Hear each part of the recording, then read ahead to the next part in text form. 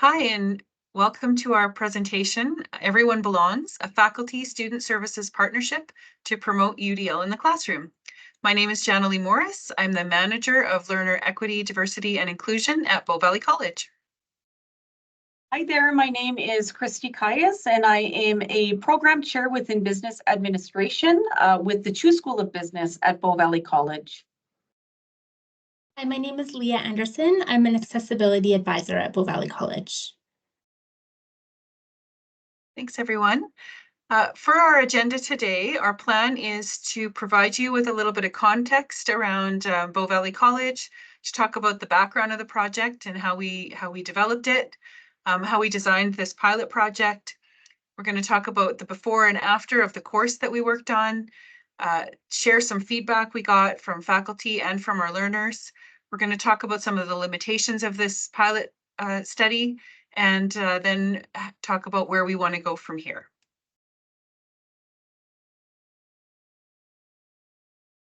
So I'll just start with giving a little bit of context. Bow Valley College is a comprehensive community college based in downtown Calgary. We have smaller regional campuses outside of the city and offer flexible program delivery options. Our student population is just over 15,000 learners, and it's very diverse. Over 20% of our learners are international students, and this percentage increases drastically in the Chu School of Business, which is where we piloted our project. Alongside our career programs, we have many learners in English language programs and in foundational learning. So foundational learning includes high school level and below high school level education. Many of our students or learners in these programs do continue on to our career certificate and diploma programs. We also have learners who are generally older, with a median age of 30 for our students. So this slide shows Bow Valley College's vision, mission, and values, which are intended to guide our work. I think it's worthwhile to look at our projects and initiatives through this lens to understand how they connect with our broader institutional goals. Bow Valley College's emphasis on inclusion, creativity, and removing barriers is very much aligned with the purpose and goals of Universal Design for Learning.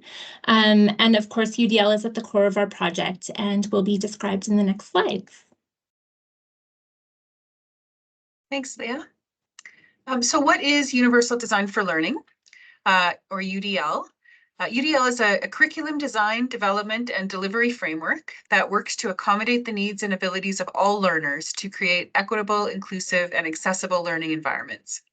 The implementation of UDL leads to the development of a flexible learning environment in which information is presented in multiple ways, students engage in learning in a variety of ways, and students are provided options when demonstrating their learning.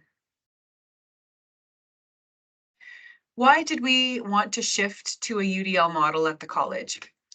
Well, we have a very diverse student body, as Leah mentioned, including multicultural learners. They come with diverse educational backgrounds, different learning styles and needs, and they've all experienced different pathways through their education. Many of our learners simply don't have access to the medical care and documentation that's required to access supports through accessibility services for accommodations, but they definitely still have a need for an inclusive learning environment. In addition to that, accessibility services has experienced a huge increase in the number of learners requiring services, including double the number of accommodated tests being written in the test center, which will in the long term be difficult to sustain.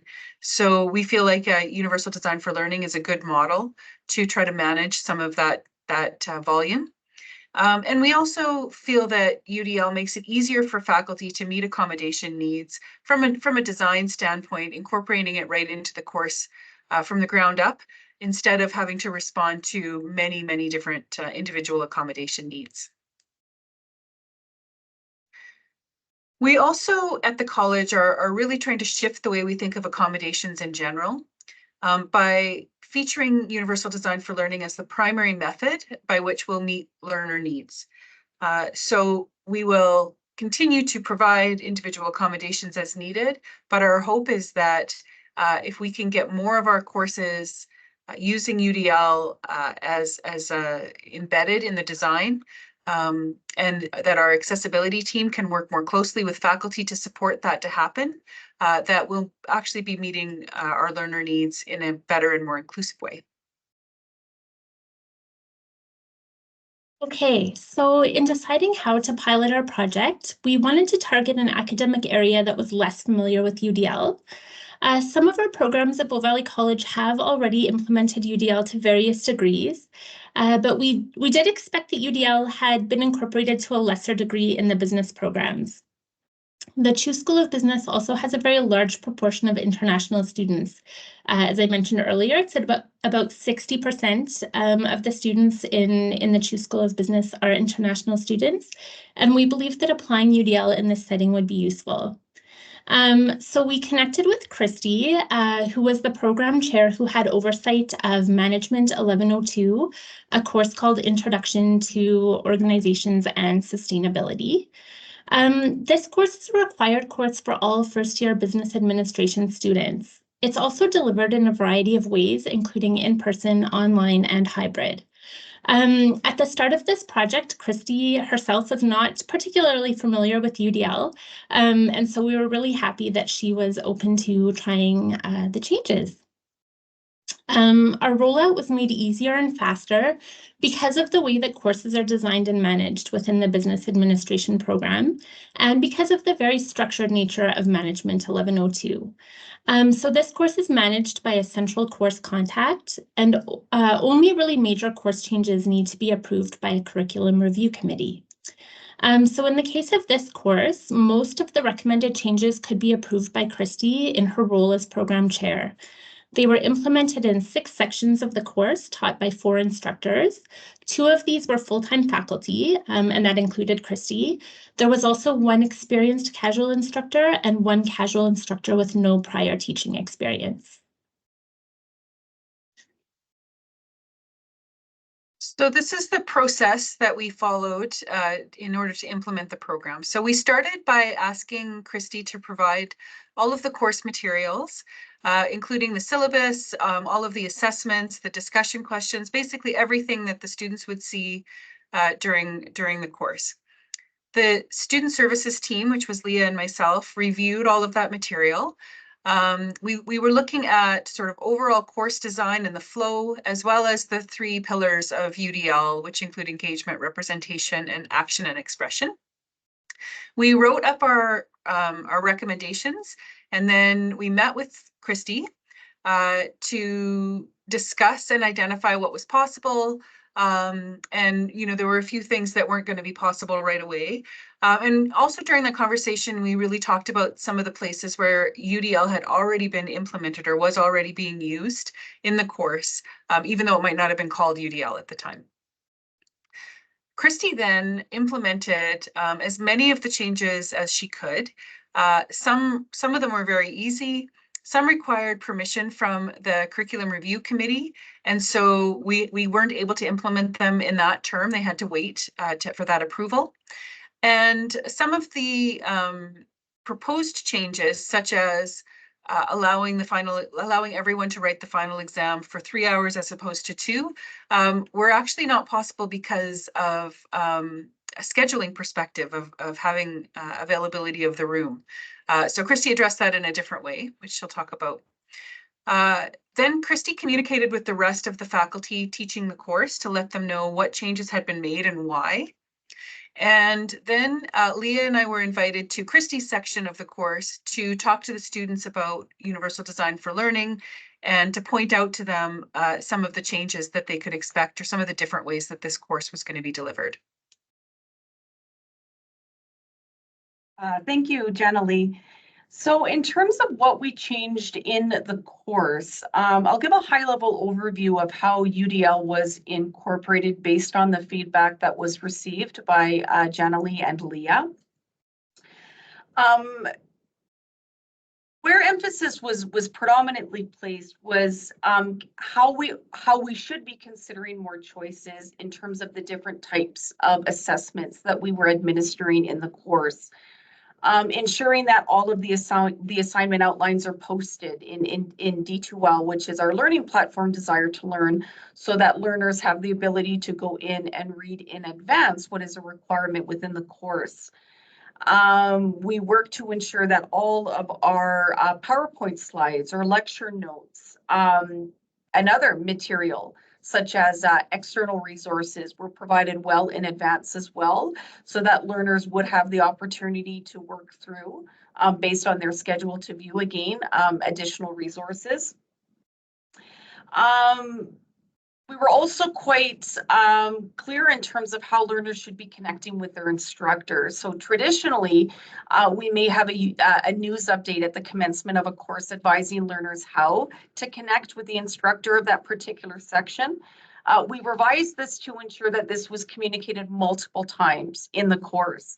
So either via a news update on the assignments themselves, also mentioned in the course offering information, which is the same as a syllabi. We wanted to ensure that this was consistently communicated on all documentation that was found within the course. When we looked at the course, one of the suggestions that was provided was including a visual of the assessments and how they're broken down to appeal more to our visual learners. So this was incorporated, and this visual breakdown of the assessments, as per the pie chart that you'll see on the screen, is available on all of our course offering information. Again, our syllabi, so learners can visually see how grades are allocated in the course. We also looked at removing a penalty for spelling and grammar for submissions. Given the fact that this isn't a writing course and that's not clearly listed as a course objective, we decided to present this by a different mean, and we focused on the professionalism of the submission itself. So when we look at the assessments in the course, what we wanted to do was add flexibility to how assignments themselves were being submitted. So traditionally speaking, the focus has always been on learners submitting a Word document into the appropriate Dropbox for the assignment. What was suggested by Jana Lee and Leah is that we look at different means in which learners could express their understanding. So learners can still absolutely upload a Word document if they choose, but in addition, they have the option to upload a PowerPoint slide with voiceover or a video of them reviewing the information and explaining their rationale and their understanding of the topic at hand. So to note that in the section that I taught in the fall, there were 40 learners that were registered in that section, and approximately 15% of them chose to upload submissions that weren't Microsoft Word documents. We also wanted to look at allowing students the ability to submit deliverables to the instructor before the assignment is actually due for a quick review. So what this allows is learners the ability to submit their assignment to their instructor roughly, let's say, 3 or 4 business days before that assignment is due, for the instructor to do a quick review of the focus of that assignment, including the content that's been included. It really is not it really does not take a tremendous amount of time for us to be able to quickly review those assessments. And then we provide very high level feedback, predominantly around if they've missed the mark entirely or if the focus fits, but they need to add in some additional research as one example. So again, out of the 40 students that were registered in the course last semester, I had roughly 8% that connected with me to have me review their assignments before they were due. In stating that the 8% that did connect with me ahead of time and had me review, they did apply the feedback that I provided, and all of them scored at least 80% or higher on those final deliverables. We also looked at providing examples of assessments that were unrelated to the assigned assignment. So for example, with our online offerings, we have learners submit 2 different types of discussion posts.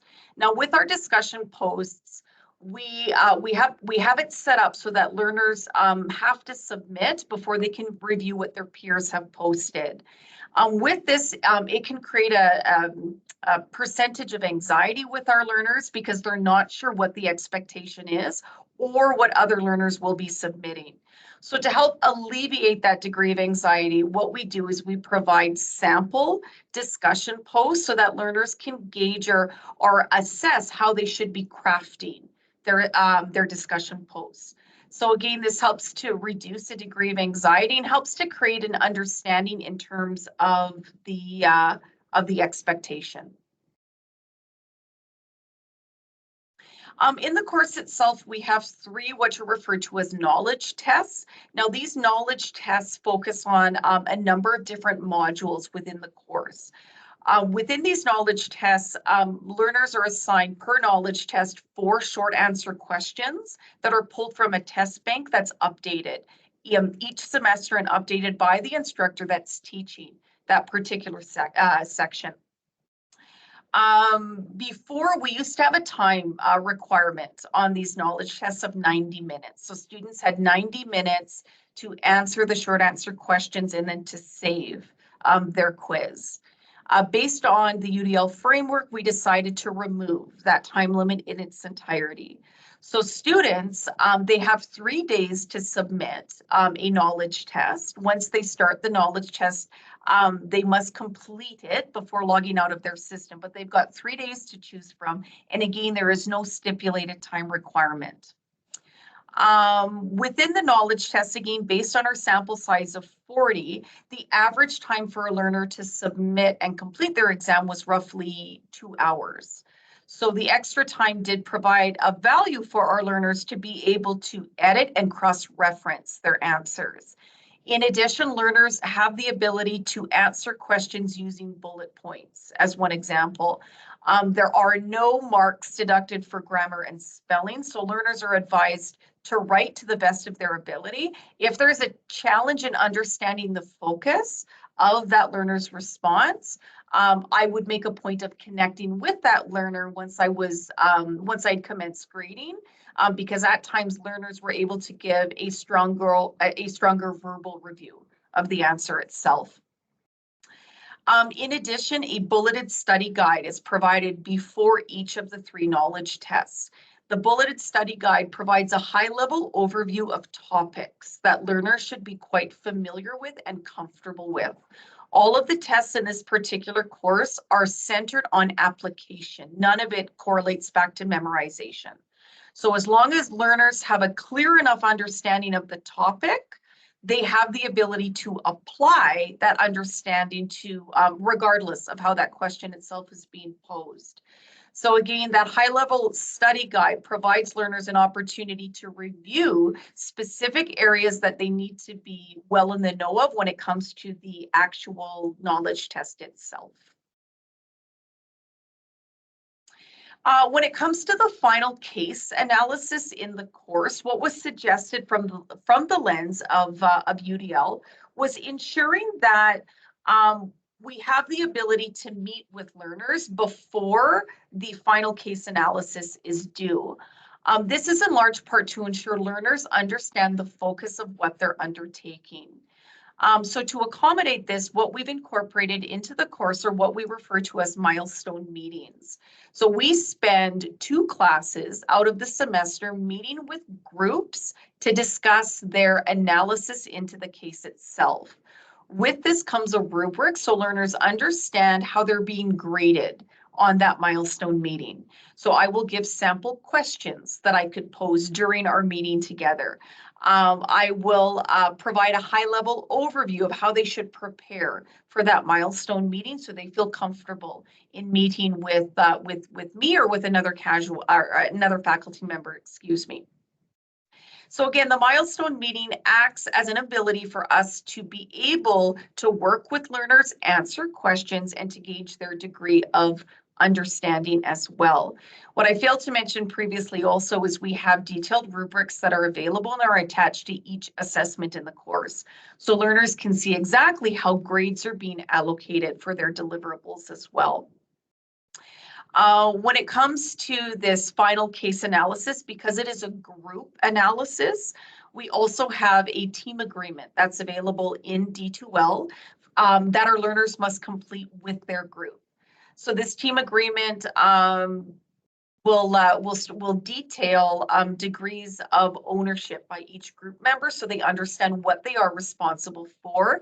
And it also allows them to put into writing the focus of the assignment. These team agreements are what instructors will review before meeting with groups during the milestone meetings.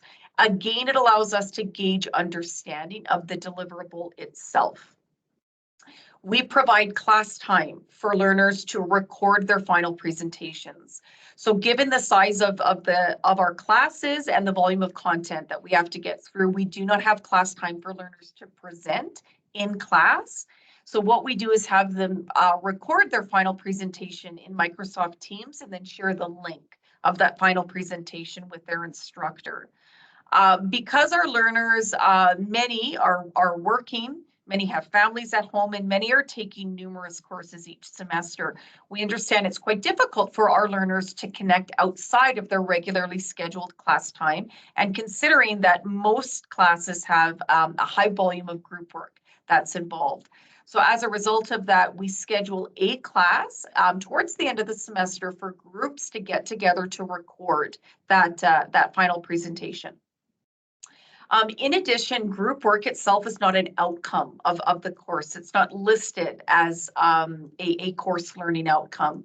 So if a learner was to present concern over working with a group or limitations in terms of time because of their work schedule and family schedule, we will look at providing alternatives to this particular group deliverable.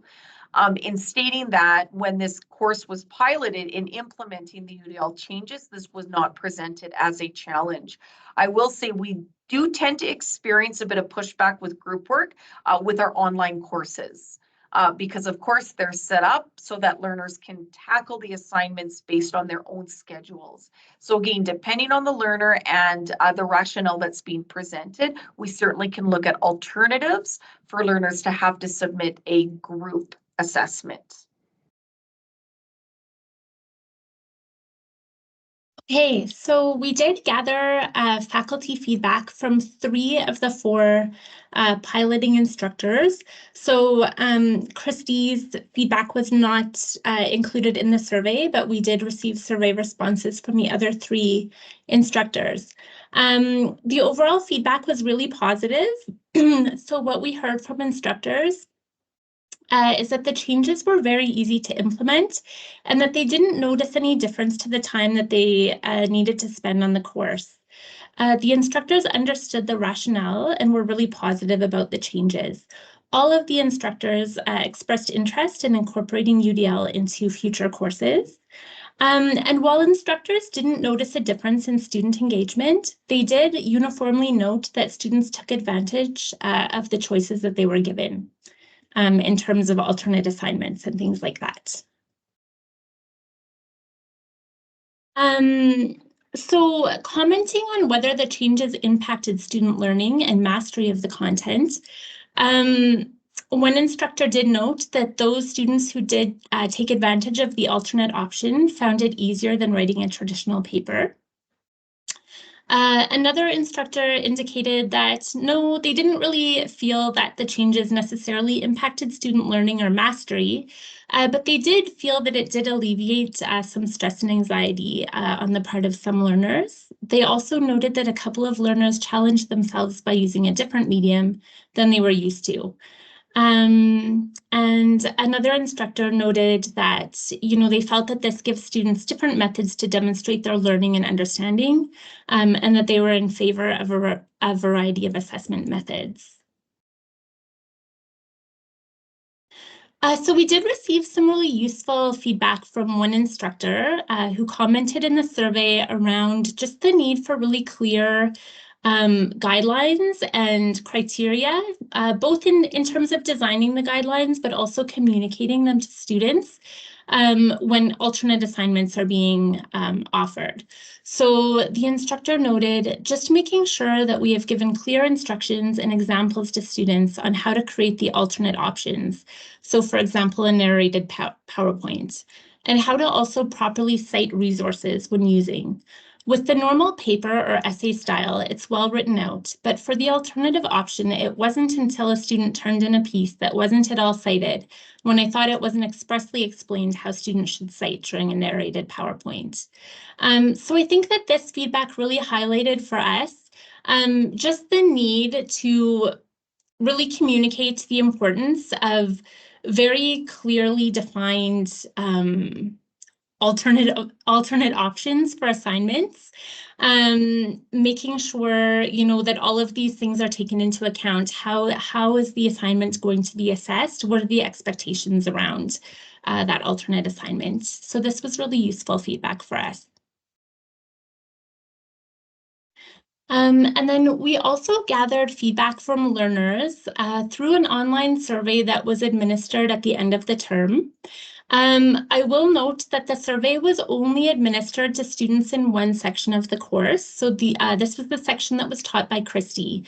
Unfortunately, the response rate was a bit low. I think there's a couple of reasons for this. One, obviously, the fact that it was just students in one section of the course. Also, the fact that the survey was administered after the regular course evaluation that students were asked to complete. So there may have been a little bit of survey fatigue that resulted in fewer responses. Nevertheless, we did receive some really good feedback from learners. So one learner stated that they had more flexibility with the assignment formats, and the option to have the instructor's feedback a few days before submitting was incredible. Another student commented that the approach of teaching accommodates the different needs of diverse students to eliminate the bad experiences of learners which hinders them in learning. Another student mentioned that most students are not from Canada in the case of their class. So English is not our first language. Universal design for learning gives us flexibility to express our knowledge about the content. And lastly, a student commented, the nature of this course should be maintained as it is comprehensive and allows learners to demonstrate their understanding and knowledge using various means such as writing, speaking, creating, or demonstrating. So I think that, yeah, from the learner feedback, it was very positive. We could see that, learners noticed the options that were given to them and appreciated those options and being able to choose the options that they felt would allow them to best demonstrate their mastery of the content.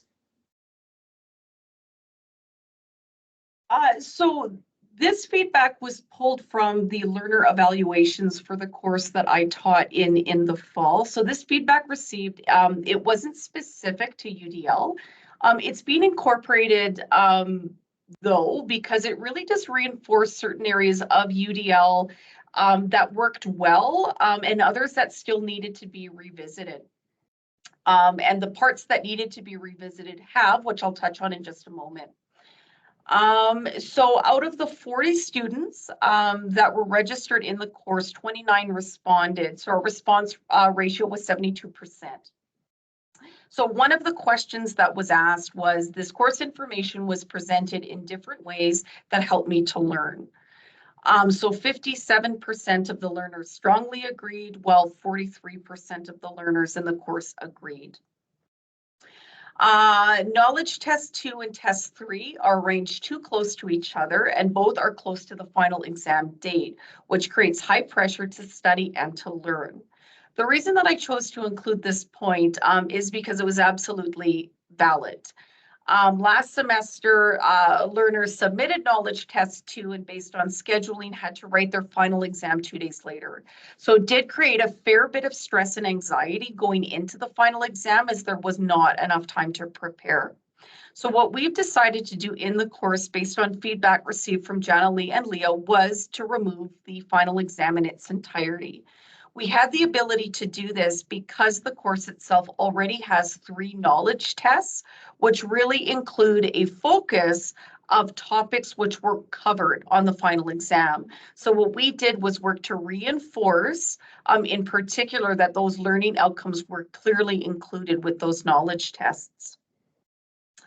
Unfortunately, there still is only about a 2.5 time difference between when learners submit knowledge test 2 and knowledge test 3. But in removing the final exam, again, as mentioned, it does alleviate a certain degree of pressure in that regard. To note as well that the course before with our knowledge tests and our final exam meant that 50% of students' marks were awarded based on how they performed during exams.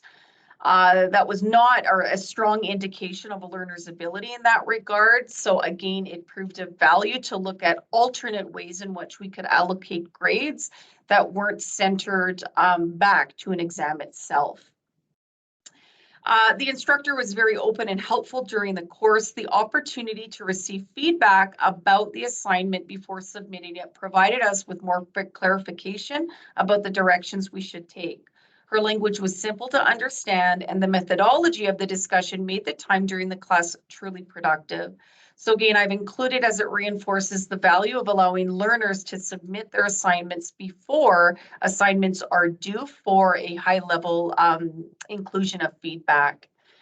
And then lastly, there were few Connect assignments. Connect assignments after each chapter would help solidify knowledge. So you'd think that I had planted this in there, but I didn't. What we decided to do, again, because we removed that final exam from the course, is include an increase in Connect assignments. So we use with this course, our publisher is McGraw-Hill, and we utilize their Connect platform as learners were responsible for submitting 3 simulations during the course. Alternate feedback that we've received is that the cost of Connect was too high to justify only submitting the 3 simulations. So what we decided to do is to incorporate Connect assessments that were connected to chapter readings. So this allows learners to go through those Connect exercises to gauge their degree of understanding based on the content itself. All of these Connect assessments are due before we start to review that particular chapter in class. So this also awards us the ability as instructors to focus on specific areas within the chapters instead of having to review all definitions and examples provided. So again, it allowed us to place emphasis on areas that were of value that directly connect to those learning objectives, while working to ensure that our learners coming into that lecture have a degree of understanding because they would have read the chapter and submitted that Connect assessment before we began that chapter review in the course. Thanks, Christy and Leah. So we'll acknowledge some of the limitations of this study. This really was just a pilot project to sort of test and see if some of these methods would work. So we recognize there was a very small sample size for feedback. We had 3 other instructors and only 5 of the students, I think, gave us feedback. We didn't have a clear baseline because we had no way to go back and measure kind of students' experience with the course before we applied the UDL principles. And it is also really hard to measure the impact of these specific changes that we made in the course. There were different sections of the class, and we don't know exactly what was shared and how each section implemented the UDL components and how each different faculty member kind of approached these things. The student services team only spoke to 1 class about UDL, which was Christy's class. And the faculty members are very different in the amount of time that they have, to reflect on these changes and to spend with students, as some instructors are full-time faculty and some are casual staff. And where do we want to go from here? Well, we started some of these sort of larger changes as we were doing this project. So one of the first things we did was actually change the job descriptions of our accessibility advisors, like Leah, and we did that to really focus on using UDL and supporting faculty in the implementation of UDL. So their jobs shifted from primarily providing accommodations for specific learners to having the ability to also work with faculty to implement UDL in classes that would benefit learners. We're in the process of formalizing this whole UDL process in our accommodation policy and procedures document. We're going to be offering a UDL Institute where we will work with faculty in the same way that we did with Christy, but in a group context to try to help people implement UDL frameworks. And then we hope to do a lot more research. We want to pilot this in more classrooms. We want to compare different fields of studies, different departments. We'd like to implement UDL in some sections of a course, but not in others, so that we maybe have a bit more better way to compare. And we'd like to look at how these UDL principles in a course might translate to our students' job readiness, and how these things might apply when they leave the college and launch their careers. That's the end of our presentation. Thank you so much for joining us. On this slide, you'll see our contact information. If you have any questions or want to continue the discussion, please reach out, or maybe you'll find us at the conference. Thank you. Thanks.